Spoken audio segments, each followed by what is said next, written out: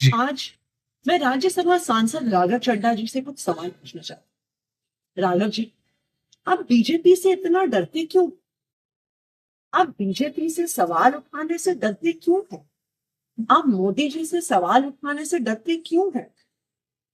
आज हमारा देश एक बहुत बड़े संकट से गुजर रहा है। आज हमारे देश के लोकतंत्र पर, आज हमारे देश के संविधान पर खतरा, आज हमारी आंखों के सामने इलेक्शन कमीशन का मिसयूज करके पश्चिम बंगाल का इलेक्शन चुराया जा रहा है, लेकिन आप उस पर सवाल नहीं उठा रहे।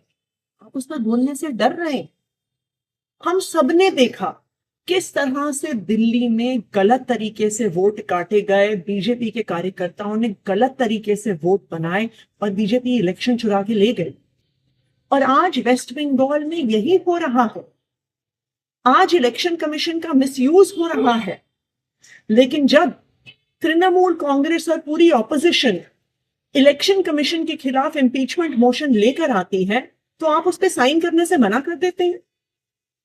आपने क्या एक बार भी संसद में पश्चिम बंगाल में हो रहे लोकतंत्र पर हमले पर सवाल उठाए, वोटर डिलीशन पर सवाल उठाए, गलत तरीके से बनते हुए वोट पर सवाल उठाए?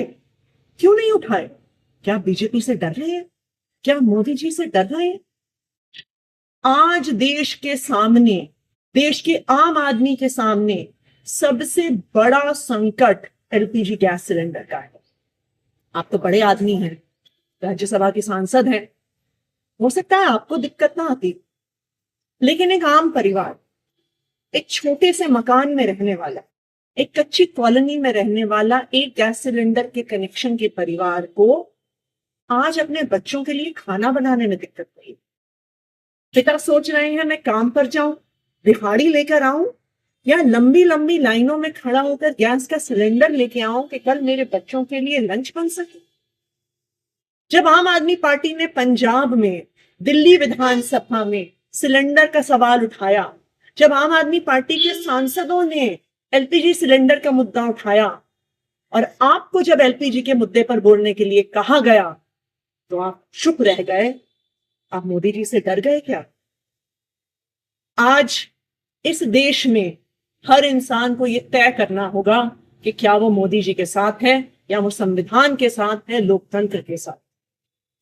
मुझे याद आ रहा है जब अरविंद केजरीवाल जी गिरफ्तार हुए थे, हम सब सड़कों पे खड़े होकर लड़ रहे थे, पुलिस हम पे लाठियां चढ़ा रही थी, हमें घसीट घसीट कर पकड़ कर लेके जा रही।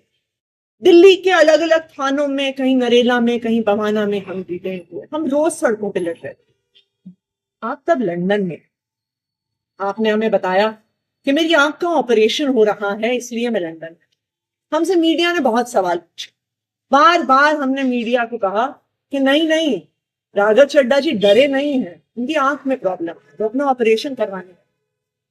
लेकिन आज राघव जी, मेरे मन में भी ये सवाल आ रहा है कि जब अरविंद केजरीवाल जी गिरफ्तार हुए, तब भी आप बीजेपी से डर गए, तब भी आप मोदी जी से डर गए, क्या आप डर के लंदन भाग गए?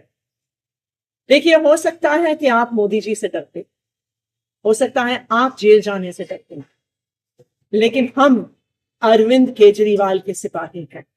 हम ना बीजेपी से डरते हैं, ना मोदी जी से डरते हैं, ना उनकी एजेंसी से डरते हैं, ना जेल जाने से डरते हैं। इसलिए हम इस देश के आम आदमी की आवाज उठाते आए हैं, इस देश के आम आदमी की आवाज उठाते रहेंगे, इस लोकतंत्र के लिए आवाज उठाते आए हैं, लोकतंत्र के लिए आवाज उठाते रहेंगे। राघव जी, मोदी जी से डरने से, बीजेपी से डरने से संविधान नहीं बचेगा, लोकतंत्र नहीं बचेगा। आज आपको यह तय करना है कि क्या आप संविधान के साथ हैं या मोदी जी के साथ।